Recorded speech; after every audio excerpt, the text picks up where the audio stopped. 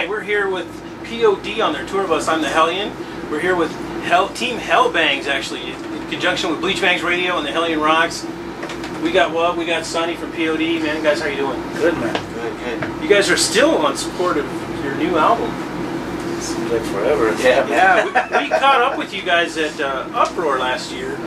So, how do you guys feel about touring smaller venues versus the festival things? It's I mean, it's a hustle. You have to. You know, I mean, we're doing a lot of B markets and even C markets. Right. Novelty, you know, broken down clubs that people have just played for years, and you know, even when you come to a small town and only 300, 400 kids show up, they still appreciate the fact that you came to their town. It's the talk of the town, you know. So we've been doing a lot of those on this run, and it's nice, man. You know, you get to look in the faces, people are right in front of you. It's a lot more intimate than some bigger crowds. So you get to hang out and talk to your fans, or you know, in these smaller venues, or do you get to see more of your fans at the festivals? Mostly here, because we're parked right here. You know, if someone wants to walk to the bus, they can. You know, and they already have. You know, they'll knock on, hey, just want to say what's up, get an autograph, or you know, we'll grab something to eat. And there's always somebody there, so we're always hanging. Cool. So your new record is I think it's one of your most outstanding pieces. You know, I heard you guys a long time ago. I've got every one of your records so far. This Murdered Love. Tell me where your headspace was when you guys wrote this. You know what? To tell you the truth, it was like we took a break for a while, and before everybody could start, I mean, we just started tinkering around. I remember one of the first songs, like musically, that we wrote was like "Lost in Forever." That was in 2009. Like during Christmas time, we went into my little studio and started messing around with little, you know, riffs that Marcos put down, and it wasn't until, you know, a year later or whatever, so that we started, you know, finishing up all the music, and then suddenly started laying down all the vocals, and that's kind of how it worked out. You know what I mean? We just started putting bits and pieces together, and once we get a good amount of music or body of music, you know, we toss it over to Sonny and let him, you know, shine it up for us. And wherever he's at that point, you know what I mean, or whatever discussions that the band's having, you know, wherever people are at in their lives at that time, are kind of like the topics that surface. And that's how it comes about. Nice. I know a lot of people. I want to give a shout out to David Gold. He said he wanted me to tell you, Sonny, that you're a very strong inspiration to him, and you've given him spiritual uplifting. Do you hear that a lot? Yeah, that's one of the awesome things about this band. You know, I mean, we've always been open about our faith. You know, it has nothing to do with us being perfect or having it all figured out. But you know what? Love is one of those things that we've always tried to put across in our music. And like I said, we've been an open book about it. So people come up and say, hey, I can relate to this, or you know, they've seen things that we've done in the past. You know, it involves a lot of spiritual things, and so it's just another avenue for people to cling on to. And that's what I love about this band. It's not just that you guys rock and we're here for that, and then you know, we actually live lives and care about people. You hear you guys rock and stuff all the time, but it's the stories like that that are the ones that you remember. Right. You know what I mean? And you know, one thing about P.O.D. for me is, you know, I could be having a really, really crappy day, you know, and I have on my ride home, I have like a 45-minute commute to get home. I can put on any P.O.D. record. By the time I get home, I'm in a much better place.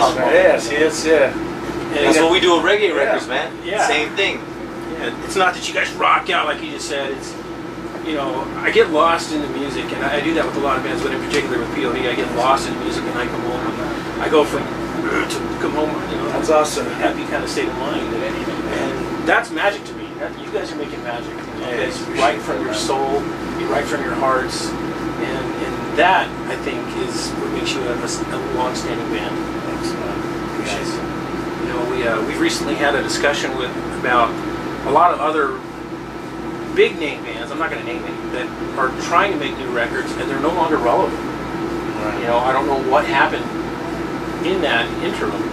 You guys still have a back catalog, but your new record is still relevant. You know, we're fans of music, you know what I mean? And I think, like Bob said, taking a little bit of time away from, we took almost 5 years off. I mean, we were doing stuff in between.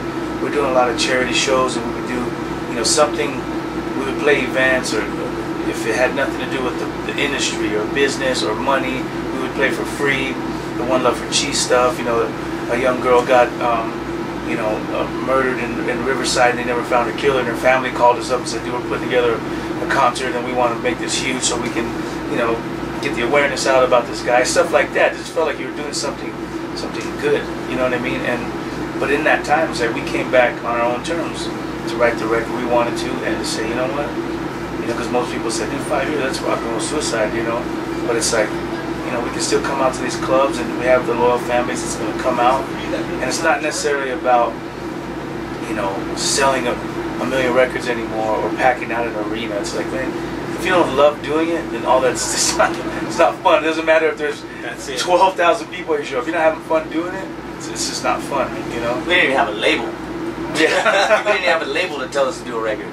You know what I mean? Just to go with what Sonny said. We were just like, we had management. You know what I mean? And we knew we were going to write a record no matter what. If there was like money behind it or whatever, we could do it. We were going to do it ourselves like we did before. We were an independent band 7 years before we got signed to Atlantic, and we were doing just fine doing that. You know what I mean? And so when we started writing the record, we fished around for a label. I think that, you know, in today's state of the music industry, or lack thereof, what I think is happening is we're seeing bands take charge of their own destinies again. You know, they're not responsible to the labels. They don't owe the labels anything. Right. And I think what's happening with bands like you and several other bands, they're making music that they want to make. Yeah. And they're not being told, you know, they don't have a label rep in the studio with them saying, you know, I don't hear a single. You know, Right. So you guys and other bands now are having the opportunity to make what they want to make, and I think we're seeing a lot of good new music out. The downfall of it is without that corporate backing. Yeah, no, of hard course. to find and stuff. And that's the balance. You're like, dude, do I, you know, especially for us, we've been around 20 years. It's like, you think after 21 years, you know, everything should just be a piece of cake, you know.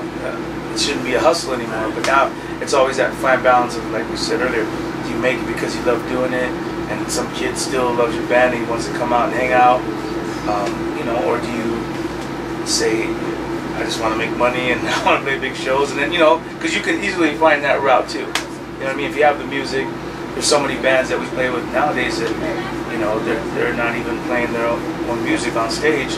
They just look the part. They got a big label behind them that make sure they're in front of your face. You know, marketing geniuses, and it really has nothing to do with the music. And that's where people like us, and you know, the responsibility is falling upon us now. We're, you know, the independent journalist. Is, you know, it's up to us to put out your music, to put out the bands that we like, that should be getting attention. That because the corporate world's not gonna, we've got to do it. Right. You know, we've got to tell people. The new P.O.D. record's awesome. Check it out. It's just that whole underground working again. You know? Right. Which is how it started. Yeah, that's the good stuff, man. That's back in the days of the Beatles, right? You know, when it was all underground. Yeah. So we're back there, and it's up to us now to get it out. We're the mom and pop stores trying to fight off the Walmart. You know? Yeah. That's a true statement right there. Well, this is the Hellion Rocks, Bleach Bags Radio. Sonny, well, anything you want to tell your fans, your audience? Hey, thank you guys for the support for 20 years. It's been a long time, and thanks for coming out to the shows during this record. And hopefully we can keep it going and get to a city near you, and hopefully you'll be able to share the time with us and the music with us. Thank you so much, and thank you for the microphone for my camera. P.O.D. live, man. You got to check them out. We'll catch you next time.